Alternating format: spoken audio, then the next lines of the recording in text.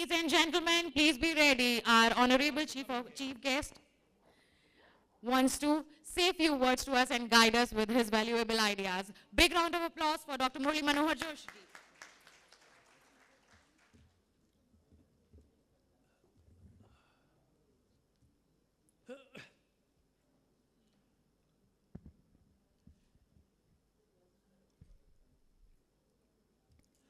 आज मेरा गला बहुत ख़राब है,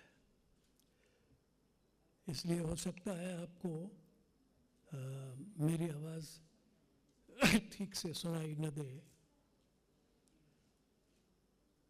सम्मानीय डॉक्टर रिजवी तथा विद्वानों के वैश्विक महासंघ WFA के 8वें समागम में पधारे हुए भारतीय शिक्षाविदों और आज के समारोह में भारतीय शिक्षा के विभिन्न क्षेत्रों में अनुकरणीय एवं उत्कृष्ट योगदान के लिए समर्पित महानुभावों, आमंत्रित देवी और सज्जनों, सर्वप्रथम मैं आपके इस सारस्वत कार्यक्रम में सम्मिलित हो रहे भारतीय मनीषा के प्रतिनिधि विद्वानों का अभिनंदन करता हूँ और मेरा विश्वास है कि उनके सत्प्रयासों से अवश्य एक दिन भारत विश्व मंचों को पुनः अपनी प्रतिभा पुंज से आलोकित करेगा। मैं उन सभी की मनीषा को निरंतर अभिवर्धन के लिए अपनी हार्दिक शुभकामनाएं अर्पित करता हूं और आज के जितने भी सब विद्वान मनीषा से युक्त और आज के सम्मानित जितने भी सभी शिक्षक और प्रबंधक महानुभाव आए हैं, उनका भी हार्दिक अभिनंदन करता हूं और मैं आशा करता हूं कि वो जिस प्रकार से शिक्षा की उन्नति में योगदान कर रहे हैं उसको निरंतर जारी रखेंगे और अधिक से अधिक उन्मेष करेंगे भारतीय मनीषा का। मैं इस अवसर पर शैक्षिक महासंघ के सम्मानीय पदाधिकारियों को हृदय से धन्यवाद दूंगा कि उन्होंने ये जानते हुए भी कि मैं अब देश की वर्तमान शैक्षिक गतिविधियों का दृष्टा मात्र हूँ और मेरे अनुभव भी साहब अब कुछ कई वर्ष पुराने हो गए होंगे, मुझे यहाँ आमंत्रित किया और आज के इस समान समारोह के साथ मेरा नाम भी आपने उसमें सम्मिलित किया।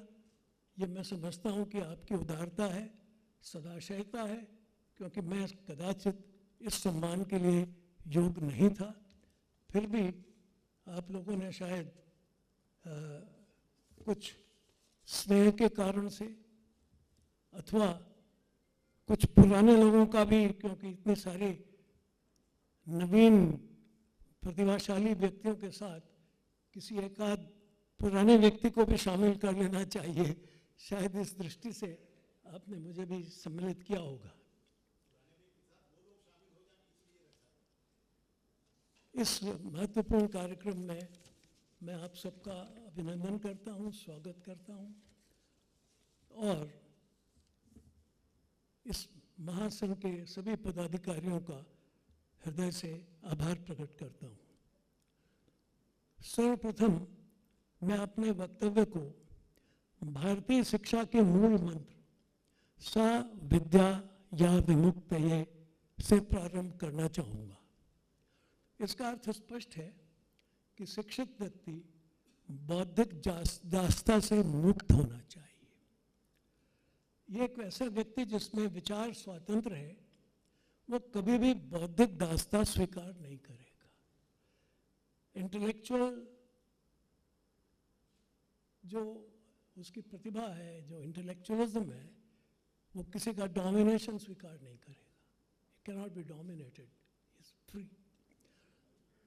जिसमें भी विचार स्वतंत्र है वो कभी बौद्धिक दास्ता स्वीकार नहीं करेगा और ना ही वो कभी किसी दूसरे की स्वतंत्रता का आहरण करेगा। ही इज फ्री इंडिपेंडेंटली, लेकिन ही वांट्स कि दूसरा भी स्वतंत्र है, नहीं तो फिर उसकी जो बौद्धिक स्वतंत्रता है वो बहुत संकुचित हो जाएगी। अतः ऐसी शिक्षा व्यवस्था का प्रबंध करना जो ऐसे प्रबुद्ध नागरिकों का सतत निर्माण कर सके और समाज का प्रमुख दायित्व होना चाहिए। अर्थात जो शिक्षा पद्धति हो उसका मुख्य दायित्व यह है कि ऐसे प्रतिभाशाली व्यक्तियों का निर्माण करे जो इंटेलेक्चुअली फ्री हो, फ्रीडम, जिसके लिए गुरुदेव रविन्द्रनाथ टैगोर ने कहा था कि फ्री माइंड, मनुष्य का मस्तिष्क स्वतंत्र है, किसी की दास्तां में नहीं है। तो ये एक बहुत बड़ी बात है, ये भारतीय शिक्षा का सबसे बड़ा मूल मंत्र है, सबसे बहुत प्रमुख मैं समझता हूँ उसका दर्शन है। और इसके लिए ये भी आवश्यक है कि केवल एक व्यक्ति का निर्माण तो नहीं हो सकता, इसके लिए तो एक पूरे समूह का निर्माण करना होगा। इसलिए एक पूरी सामाजिक, आर्थिक, राजनीतिक व्यवस्था का इसी प्रकार संचालन करना होगा कि उसमें ऐसे व्यक्तियों का निर्माण हो सके। तो ये मामूली बात नहीं है, एक ऐसी संस्था को निर्माण करना जिसमें से प्रबुद्ध और स्वतंत्र व्यक्ति, बुद्धि के व्यक्तियों का निर्माण हो सके। ये तब तक संभव नहीं होगा जब तक इसके लिए सारी पॉलिटिकल, इकोनॉमिक, सोशल, स्पिरिचुअल जितनी भी संस्थाएं हैं समाज की, उनमें आम सहमति ना हो। ये एक ऐसे समाज की कल्पना करता है कि जिसमें इस बारे में पूर्ण सहमति होनी चाहिए कि व्यक्ति स्वतंत्र, बौद्धिक स्वातंत्र, इंटेलेक्चुअल फ्रीडम, ये उसकी शिक्षा का उद्देश्य होना चाहिए। और मैं ऐसा समझता हूँ कि भारत में इसका पहले प्रयोग हो चुका है, लेकिन इस बात को हम जानते हैं कि जिन समाजों में इस प्रकार की शिक्षा प्रणाली को स्वीकार किया गया था, वहाँ निरंतर प्रगति हुई है, वहाँ निरंतर व्यक्ति स्वातंत्र भी बना रहा है, वहाँ प्रगति के नवाचार भी होते रहे हैं और उसमें सदा नवीन विचारों और क्रियाओं का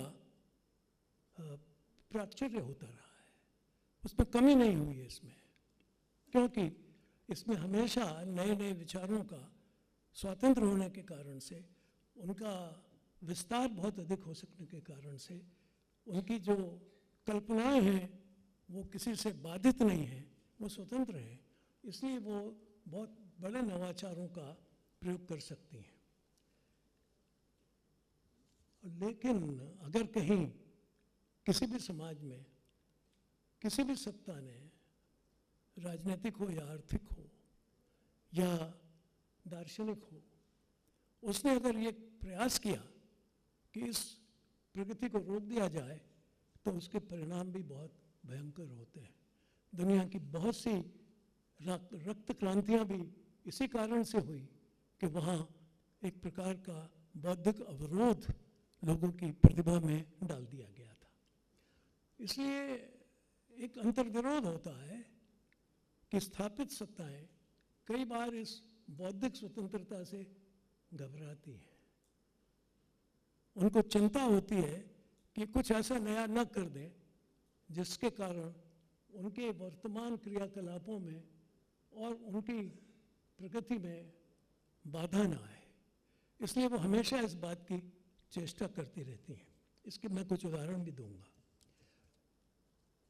अगर इस अंतर्विरोध का हमने ठीक से सामंजस्य नहीं बैठाया इसमें, तो इसके खतरनाक परिणाम भी हो सकते हैं, क्योंकि अगर बौद्धिक प्रतिभाओं में और स्थापित सत्ताओं में अंतर्विरोध रहा तो न तो बौद्धिक स्वतंत्रता बनी रहेगी और न फिर सत्ता की स्वतंत्रता बनी रहेगी।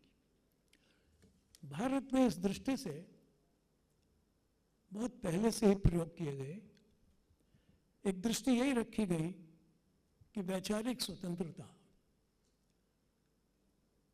बुद्धि के विकास की स्वतंत्रता, चिंता की स्वतंत्रता, प्रश्नों की स्वतंत्रता, ये हमेशा उपलब्ध थी।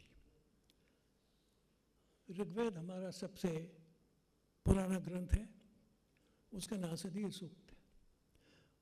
वो पूछता है ऋषि कि बताओ ये पृथ्वी कहाँ से आई?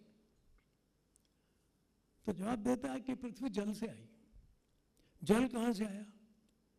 ये अग्नि से आया। अग्नि कहाँ से आई? ये वायु से आई। वायु कहाँ से आई? ये आकाश से आई। आकाश कहाँ से आया? कहता ये तो मैं नहीं जानता, मेरी लिमिट आ गई। लेकिन कौन जानता है फिर? कि वो जानता होगा जिसने कि ये ब्रह्मांड बनाया है। फिर एक क्षण रुकता है, कहता है मगर क्या पता वो भी जानता है या नहीं। यदि वेद यदि मानवेद, limit of question and limit of doubt. ये आज के भी किसी अन्य दर्शन में, किसी अन्य समाज में आपको देखने के लिए नहीं मिलेगा। लोग कहते हैं ना दी डाउटिंग थॉमस। तो ये इससे बड़ा प्रश्न करने वाला, जिज्ञासा करने वाला और शंका करने वाला, भाई मुझे मालूम नहीं है, होगा शायद उसे पता। तो ये हमारे प्रारंभ का जो ज्ञान का प्रारंभ है वहाँ से शुरू होता है। उसके बाद ये थोड़ा और आगे बढ़ता है। तो ये आगे बढ़ा तो फिर उन्होंने कहा नहीं, ये इसको थोड़ा सा वो करो, संशोधित करो, इसमें कुछ परिवर्तन हुआ है क्या? वो कहता है कि ये जो प्रोसेस है थोड़ी उल्टी है, ये आकाश से आई है और फिर उल्टी हुई है। क्यों? क्योंकि वो कहता है कि जो आकाश है वहीं से पानी आता है, वहीं से इस धरती में पानी बढ़ता है, वहीं से फिर एक पौधा निकलता है, जन्म होता है। और इस तरह से वो कहता है कि आकाश से ही, पर्यजन से ही हमको जन्म मिलता है। तो मुख्य आकाश है, फिर जल है, फिर वायु है और उसके बाद अग्नि है। यानी ये चिंता बराबर चलती रहती है, डिस्कशन है बराबर। एक ने कहा, दूसरे ने माना, इतना ही नहीं होगा, इसको थोड़ा सा चेंज कर लो। तो आप देखेंगे कि ऐसे बहुत सारे विचार और उनमें परस्पर आदान प्रदान, चिंता, ये हमारे देश की बहुत पहली ज़माने से प्रमुखता रही है हमारी शिक्षा की दृष्टिकोण की। उपनिषद में एक कथा है जो आपको इस बौद्धिकता से जो समाज पैदा होता है उसका एक बड़ा, बहुत ही मैं कहूँगा जीता जागता प्रश्न। एक ऋषि थे, वो उन्होंने एक अनुष्ठान किया और उसके बाद उन्हें दान करना था। तो दान कर रहे थे, देख रहा था उनका लड़का कि जो दान कर रहे हैं इसमें कुछ गड़बड़ कर रहे हैं। दान में ये है कि जो सबसे अच्छी चीज़ें वो दान करनी होंगी। वो देख रहा था कि ये जो पिताजी हैं हमारे, ये अच्छी गाय तो रोक रहे हैं और जो बूढ़ी गाय है वो दान कर। तो उसने टोक दिया उनको कि पिताश्री ये आप क्या कर रहे हैं, ये आप क्या कर रहे हैं, आप गलत कर रहे हैं। अब देखिए, ये बौद्धिक प्रखरता, बौद्धिक स्वतंत्रता पिता से, यानी जब जिसको कहते हैं कि हायरार्किकल सोसाइटी थी, कहा जाता है ना पुरानी सोसाइटी से हायरार्किकल, उसके अंदर एक नौजवान लड़का अपने बड़े वयोवृद्ध और विद्वान ऋषि को कहता है कि महाराज आप गलत कर रहे हैं। और कभी कभी ऐसा होता है कि जैसे मैंने कहा ना कि जो एस्टेब्लिशमेंट होता है, वो कहता है क्या कर रहा है तू, मुझे टोक रहा है, you young man what are you doing. आज भी कह देते हैं, हमारे टीचर्स भी कह देते हैं कभी कभी, जा लाइब्रेरी पढ़ के जा, इतना भी नहीं आता, बहुत से लोग बोल देते हैं, आमतौर पर होता है। मास्टर जी को नहीं आता तो अध्यापक लड़के से ये नहीं कहता कि भाई मैं कल सोच के बता दूंगा या मुझे नहीं आता है, वो तो आज इतना भी नहीं आता तुझे, नहीं आ गया यहाँ, ऐसा नहीं था तब। उसने कहा, क्वेश्चन किया, आप गलत कर रहे हो, ये जो हमारी विधान है उसके विरुद्ध जा रहे हो। पिताजी को गुस्सा आ गया, उन्होंने कहा तू मुझे टोक रहा है, तो उसने कहा जी हाँ टोक रहा हूँ। फिर टोक दिया उसने दोबारा, तब तो और भी गुस्सा आ गया। उन्होंने कहा जा तू मर। क्यों?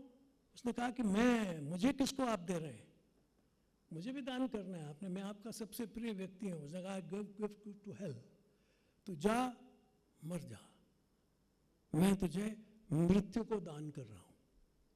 And this young man Nachiketa सीधे यमराज के यहाँ चला गया और कहने लगा कि मैं आ गया हूँ यहाँ, खड़ा हो गया उसके दरवाजे पर। अब यमराज कहीं गए हुए थे, रुका रहा 2 दिन 3 दिन, लौट के आए तो बोले क्या बात है young man, why are you here? तो साहब मैं इसलिए आया हूँ कि मेरे पिताजी ने आपके पास भेज दिया है। अरे भाई तुम 3 दिन से यहाँ भूखे प्यासे रहे हो, मैं बहुत प्रसन्न हूँ आपसे, मैं तुमको 3 वरदान देता हूँ। बोले ये मुझे कुछ नहीं चाहिए, मुझे तो आप ये बताइए कि जो ये आप डेथ के गॉड है ना, गॉड ऑफ द डेथ, तुम यमराज हो, मृत्यु के मालिक हो, ये मुझे बताइए कि ये मृत्यु और जीवन का रहस्य क्या है। अगर आप मुझे कुछ देना चाहते हैं तो आप मुझे बताइए कि मृत्यु और जीवन का रहस्य क्या है। उसने कहा ये नहीं हो सकता, वो नहीं हो सकता, तो मैं भी बैठा हूँ, मैं भी नहीं जा सकता हूँ। एंड आखिर में यमराज परास्त हुए और उस नचिकेता को उन्होंने वो ज्ञान दिया। ये एक बौद्धिक स्वतंत्रता और उसकी विशालता का एक बहुत पुराना नमूना है। इससे भी ज़्यादा एक और नमूना वो अष्टावक्र का। अष्टावक्र जब माँ के गर्भ में थे तो उनके पिताजी कुछ पढ़ा रहे थे, पढ़ाते पढ़ाते उन्होंने कुछ गलत बोल दिया, तो ये माँ के पेट से ही बोल रहे हैं, गर्भ से ही बोल रहे हैं, हे पिताजी आप गलत बोल रहे हैं। फ्रीडम, बुद्धि की पराकाष्ठा, स्वतंत्रता, बौद्धिक स्वतंत्रता। उन्होंने कहा कहाँ बोल रहा है, यहाँ तो कोई दिखाई नहीं देता। फिर बोला उसने 2-4 मिनट के बाद, हे पिताजी आप कुछ गलत पढ़ा रहे हो, ये नहीं है ठीक। तो बड़ा गुस्सा आया कि तू कौन है? तो कोई नहीं आया। तो उनका अच्छा तू अभी पेट में से ही ऐसा बोल रहा है, तो जा तू टेढ़ा टेढ़ा बोलता है, तू टेढ़ा हो जा। वो अष्टावक्र हो गया,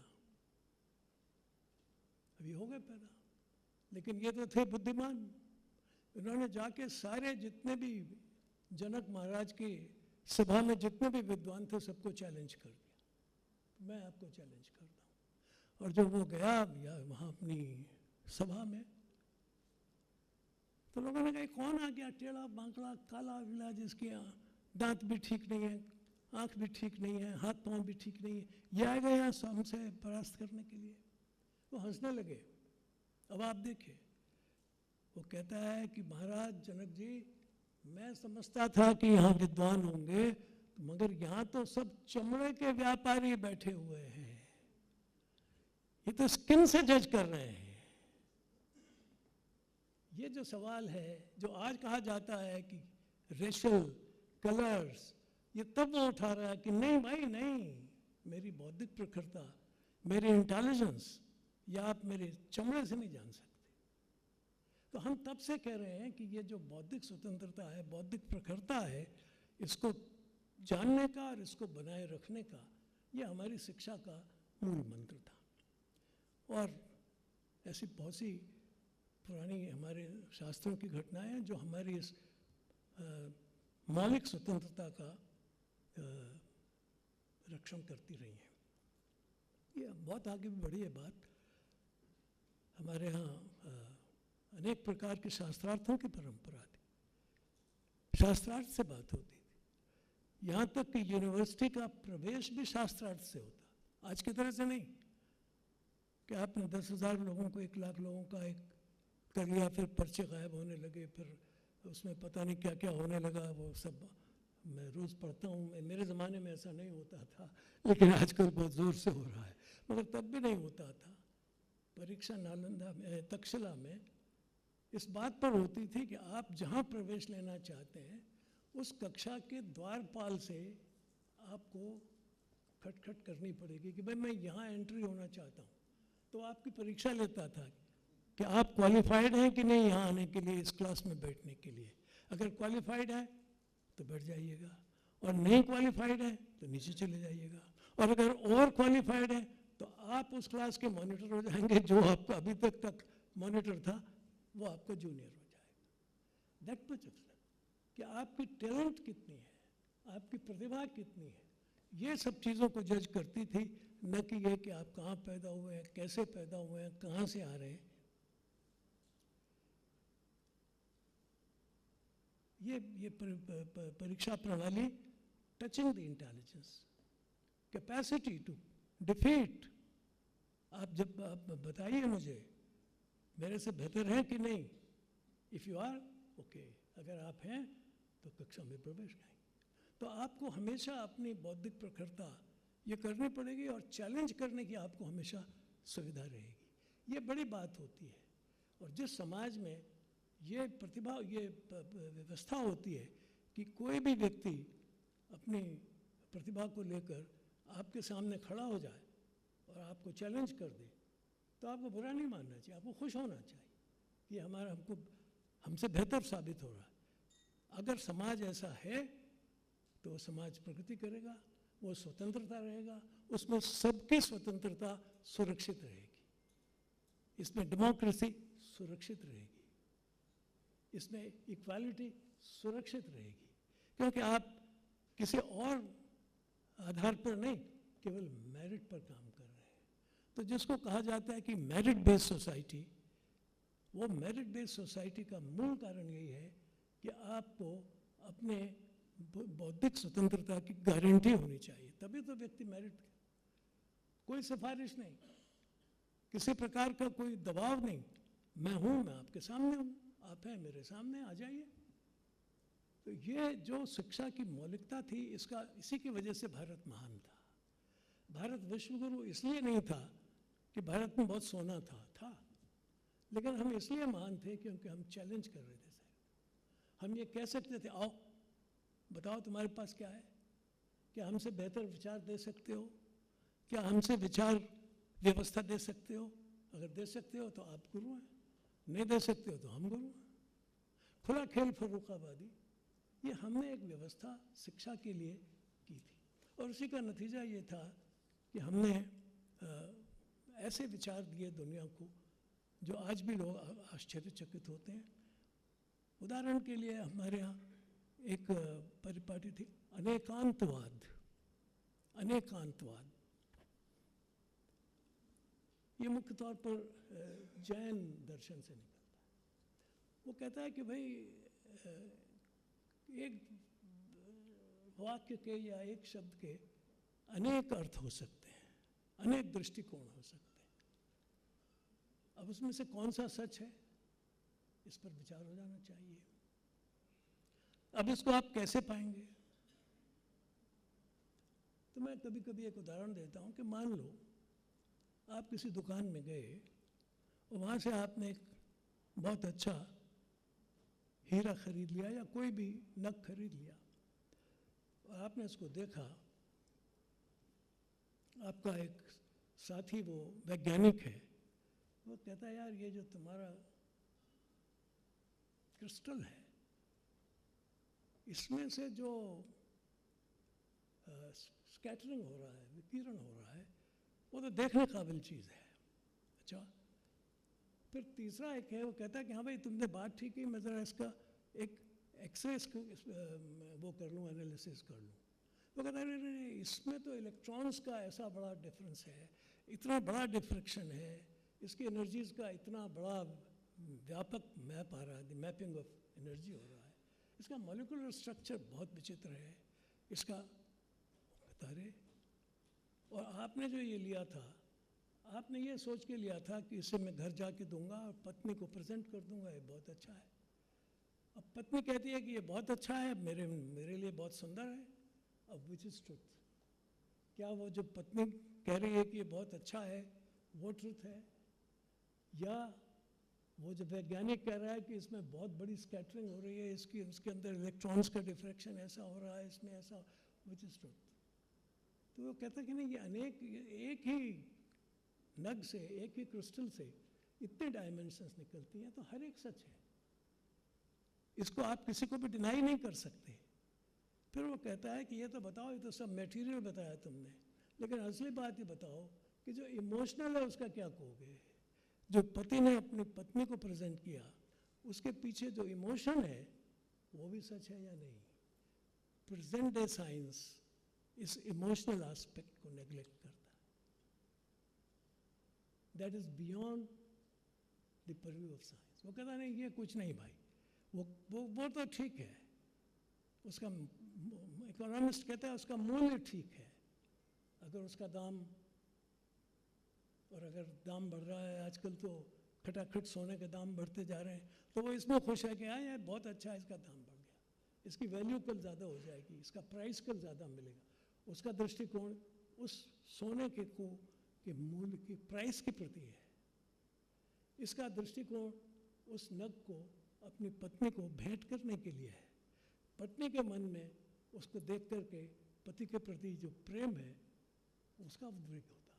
कौन सा ट्रुथ है?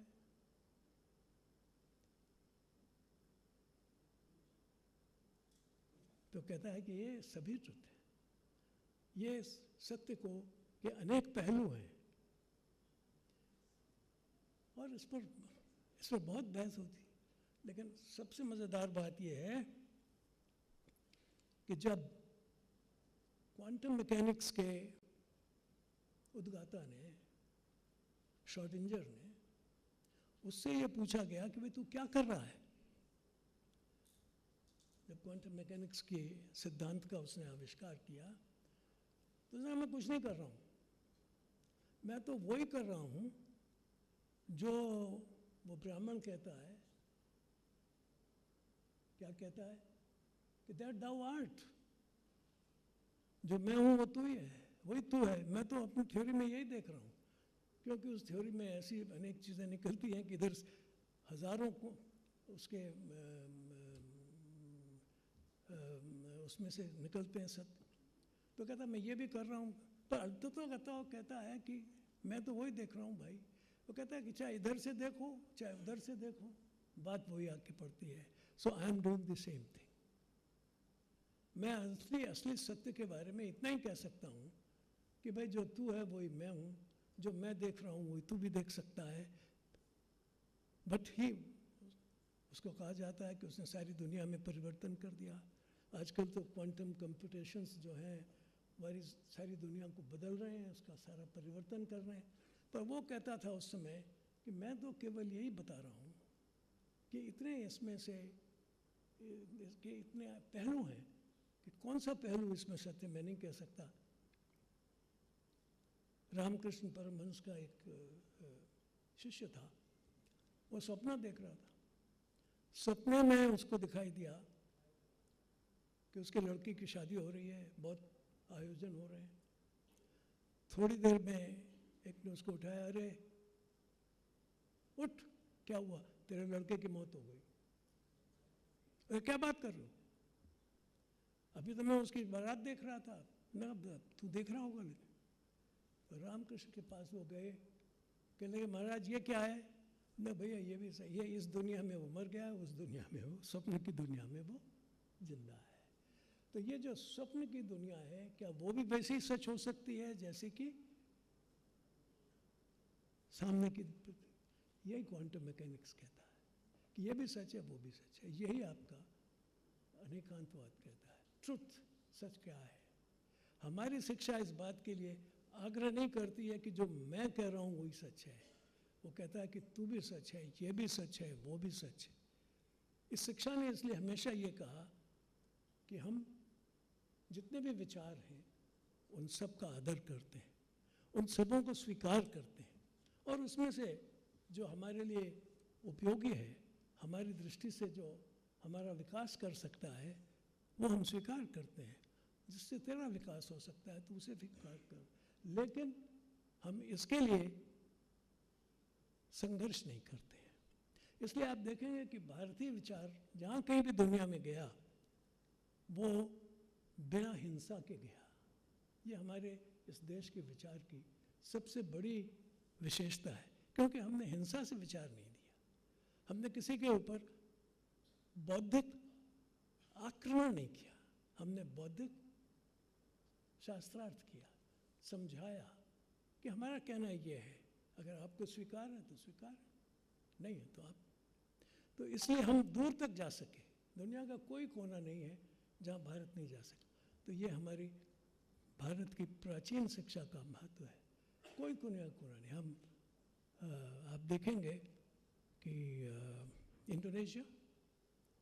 इंडोनेशिया का आज जो धर्म है, मज़हब है, वो तो मुस्लिम धर्म है, लेकिन उसके अंदर जो विचारों का एक बहुत बड़ा स्रोत है वो तो भारत से गया है।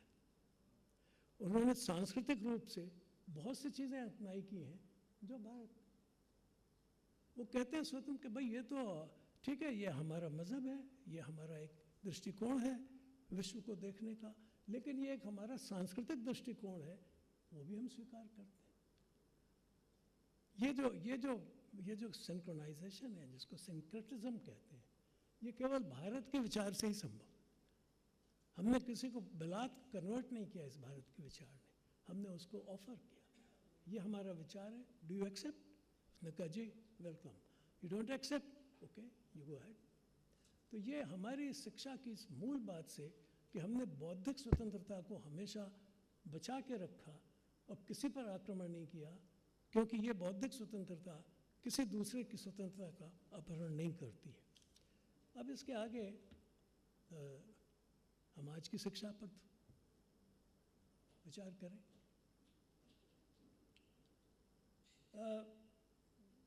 मूलतः आप यहाँ उच्च शिक्षा और टेक्नोलॉजी के बारे में ही शायद विचार करते रहे। हमारी आज की शिक्षा का क्या उद्देश्य है, उसका मूल मंत्र क्या है, ये मैं लोगों से पूछता हूँ।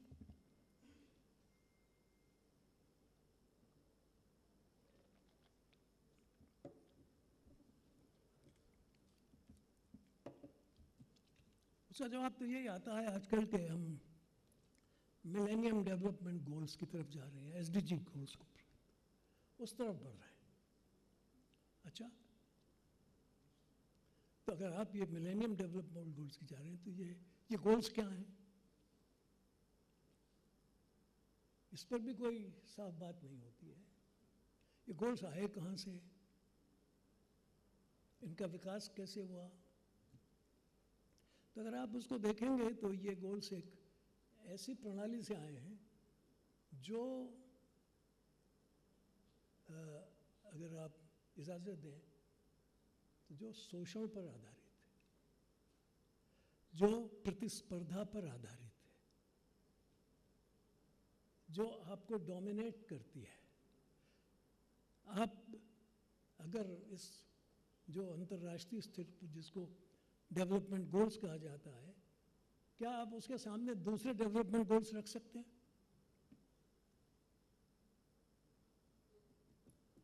क्या वैकल्पिक डेवलपमेंट गोल्स रखने की स्वाधीनता है?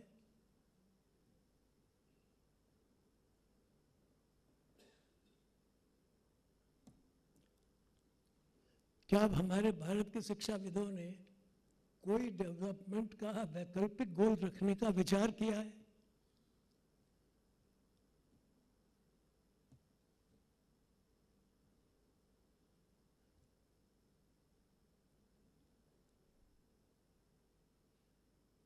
भाई आपने क्यों मान लिया डेवलपमेंट गोल यही होने चाहिए?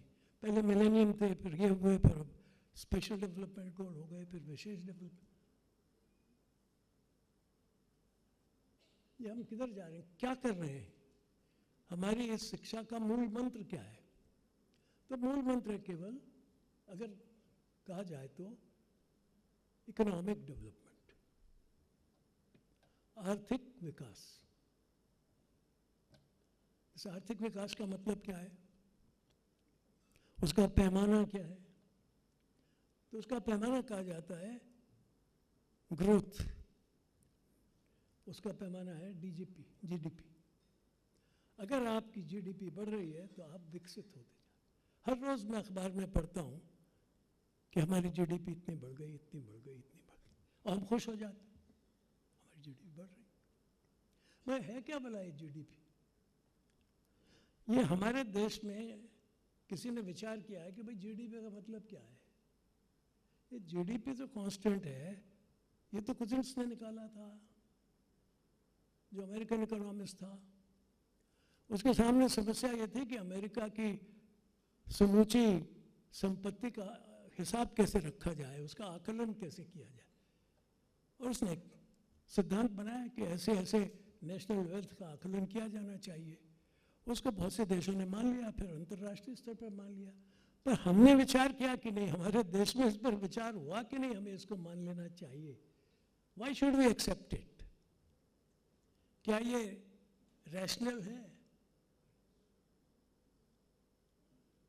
ये सवाल तो कम से कम इस देश में उठना चाहिए था, क्योंकि हम तो बौद्धिक स्वतंत्रता के पक्षपाती हैं। क्या ये प्रश्न किए गए? क्या विश्वविद्यालयों के कुलपतियों ने ये सवाल किया? क्या इस देश के अध्यापकों ने ये सवाल किया?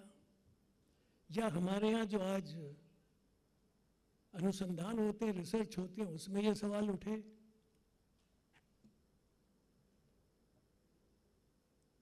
हम ऐसा क्यों कर रहे हैं?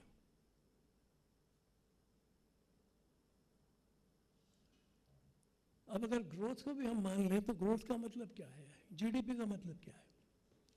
तो जीडीपी का मतलब है, वो कहता है कि the money value of the goods and services produced. Money value of the goods and services produced. ये भाई गुड्स कहाँ से आ जाती हैं? तो ये तो जो रिसोर्सेज हैं, जो प्रकृति के संसाधन है, उसमें से, उसी में से लोहा निकालते हैं आप, उसी में से तांबा निकालते हैं, उसी में से अनाज पैदा करते हैं। जो भी कुछ करते हैं वो इस पर्यावरण से करते हैं, इस एनवायरनमेंट से करते हैं। पानी भी उसी से लेते हैं आप, हवा भी उसी से लेते हैं, खनिज भी उसी से लेते हैं, और उसमें से आप कुछ प्रोड्यूस करते हैं। तो इसकी एक लिमिट होनी चाहिए ना, क्योंकि पर्यावरण तो लिमिटेड है,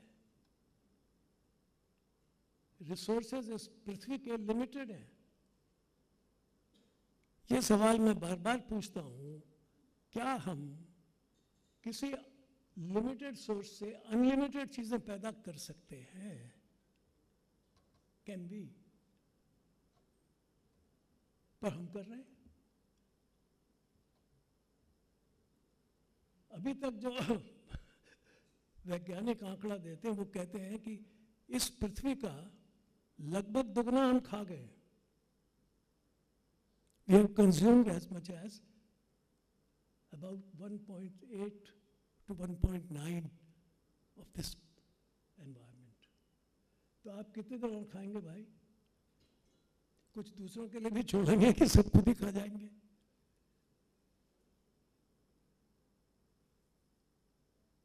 तो ये सवाल आज तक आप क्यों नहीं पूछते कि can we have unlimited growth in a limited planet?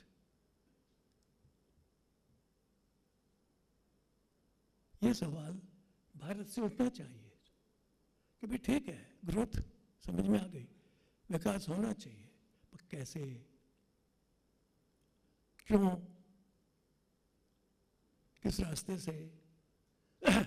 आपने जो रास्ता बताया उसकी एक तो लिमिटेशन आ गई यहीं सीधे सीधे कि हम एक सीमा से आगे नहीं जा सकते। फिर आप क्यों लगे हुए हैं? वो कहते हैं साहब हम टेक्नोलॉजी से ले आएंगे। ओह, बाकी सब ठीक है, बोले आप चिंता मत करिए, आज के लिए बात कही जाती है बार बार, टेक्नोलॉजी। भाई टेक्नोलॉजी क्या है? अब तो आजकल तो एआई की बात हो रही है ना, आर्टिफिशियल इंटेलिजेंस की भी बात है, उससे हम सब कर लेंगे। अब मैं अक्सर लोगों से पूछता हूँ कि गूगल से आपको किताब के रेफरेंस तो मिल जाएंगे, इंटरनेट से आपको रेफरेंस तो मिल जाएंगे, आंकड़े तो मिल जाएंगे, पर क्या इंटरनेट से रोटी पैदा हो सकती है? क्या कोई इंटरनेट रोटी पैदा कर सकता है? ये सवाल मैं अक्सर लोगों से पूछता हूँ और तो वो सब लोग मुझसे कहते हैं आप क्या पागलपन की बात कर रहे हैं, टेक्नोलॉजी सब कुछ कर सकती है। मैं इस सवाल को बहुत गंभीरता से आप सबके सामने रखना चाहता हूं कि आप बराए मेहरबानी टेक्नोलॉजी पर एक सीमा से अधिक विश्वास मत कीजिए। ये टेक्नोलॉजी जब कैपिटल के साथ मिल जाती है तो ये बहुत कुछ खतरनाक चीजें पैदा कर देती है। उसमें आपकी बौद्धिक स्वतंत्रता समाप्त हो जाती है, आपकी सारी स्वतंत्रताएं समाप्त हो जाती हैं। और मैं आज आपके सामने बहुत विनम्रता से कह रहा हूं कि अब समय आ गया है कि आपको ये सोचने की जरूरत है कि क्या कहीं दुनिया एक टेक्नो इकोनॉमिक डिक्टेटरशिप के अंदर तो नहीं जा रही है, जिसमें कैपिटल और टेक्नोलॉजी मिलकर आपकी सारी आत्मा की स्वतंत्रता को, बुद्धि की स्वतंत्रता को केवल एक मिट मरीचा के लिए, एक आर्थिक विकास की के एक जिसको कहना चाहिए आर्टिफिशियल जो उसका नक्शा है उसकी तरफ तो आप नहीं जा रहे हैं। और उसका मैं एक ही उदाहरण दूंगा आपको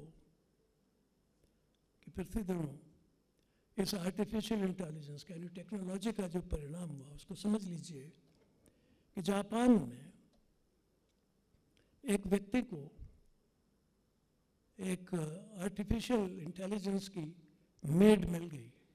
वो सब काम कर रही थी, घर के सारे काम, उसके कपड़े बर्तन ये वो, उसकी सेवा कर रही थी। उसने क्या किया मालूम है? उसने अपनी पत्नी को तलाक दे दिया और उसको रख लिया। तो आप एक जीवित जागृत पत्नी को तलाक देकर एक मैकेनिकल गुड़िया को अपने पास रखने की स्थिति पर जा रहे हैं। क्या ये उचित है? क्या ये मानव समाज के लिए आवश्यक है? क्या ये टेक्नोलॉजी हमें रोबोटिक्स की तौर पर नहीं ले जा रही? हम एक मनुष्य के स्थान पर रोबो तो नहीं बनते जा रहे हैं? ये विचार करने की बात है। टेक्नोलॉजी की सीमाएं क्या होनी चाहिए, सीमाओं का उद्देश्य क्या हो?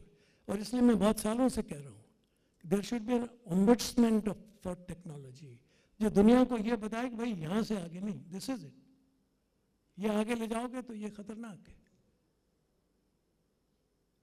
और अगर आप ये नहीं करेंगे तो जैसा उस वृद्ध व्यक्ति ने किया है, मुझे ऐसा लगता है कि शायद 2-4 साल बाद ऐसा ना हो कि यहाँ आप अपने जो जिनको आप मेडल्स देंगे या जिनको आप पुरस्कृत करेंगे वो बजाय जीवित प्राणियों के कहीं आप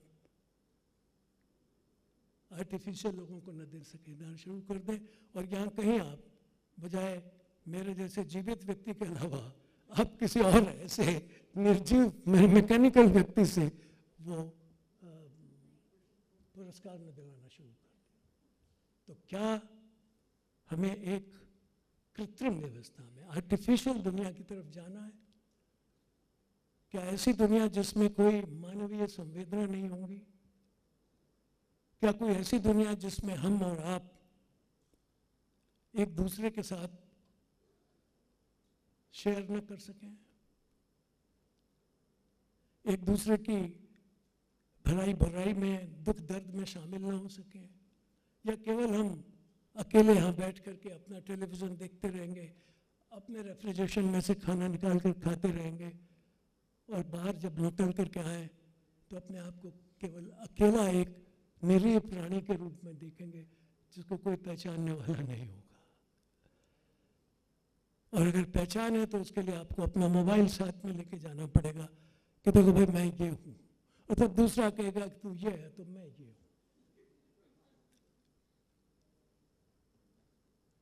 एक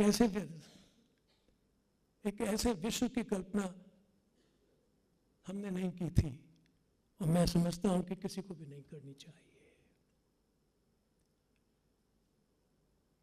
यह विचारणीय विषय है कि टेक्नोलॉजी और कैपिटल, इसका खेल कहां तक जाएगा। ये विचारणीय विषय है कि मानव के सुख की कोई सीमा है या नहीं है।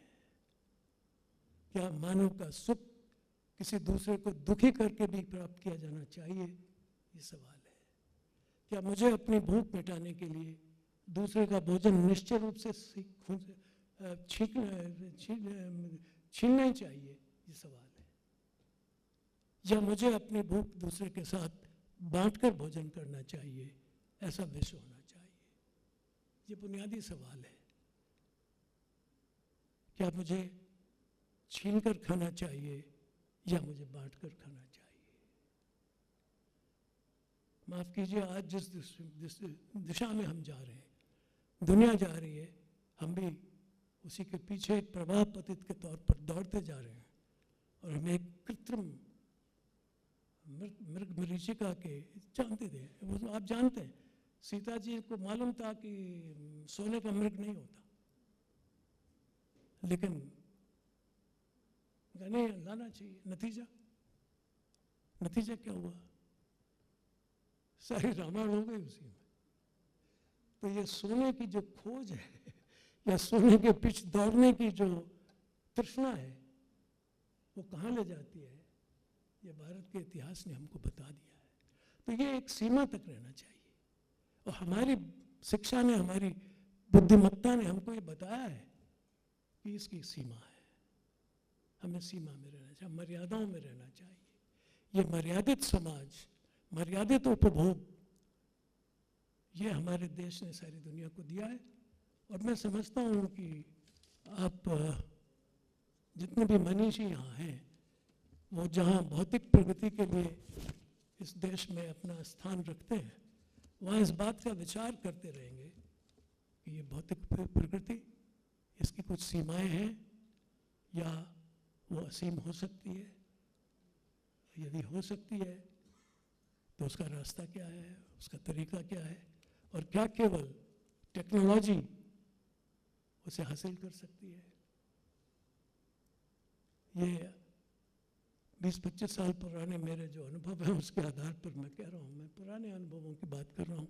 हो सकता है आपके अनुभव कुछ दूसरे हों, मैं उन्हें स्वीकार करूँगा, क्योंकि मैं तो अनेकांतवादी हूँ, मुझे इसमें कोई दिक्कत नहीं है। लेकिन मुझे उसका ये प्रमाण चाहिए कि आप वस्तुतः उससे सुखी हो रहे हैं। अगर हो रहे हैं तो मैं भी होना चाहूँगा, और अगर आप नहीं हो रहे हैं तो मैं आपको दुखी होने से बचाना चाहूँगा। धन्यवाद।